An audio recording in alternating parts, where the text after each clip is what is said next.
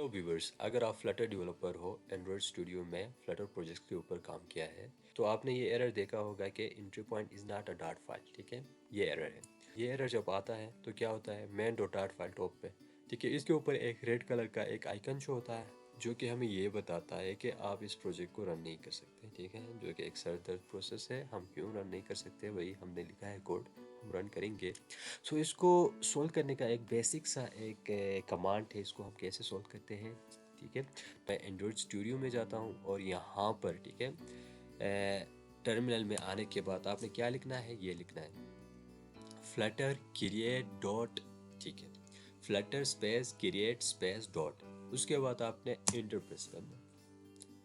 तो ये हो गया। ठीक है, अब ये एरर सॉल्व हो गया। ठीक है, अब आप अपने प्रोजेक्ट को रन कर सकते हैं। जस्ट एक सिंपल सा कमांड है, वो ये है कि फ्लटर क्रिएट और स्पेस और डॉट, ये लिखना है। तो thank you so much for watching this video.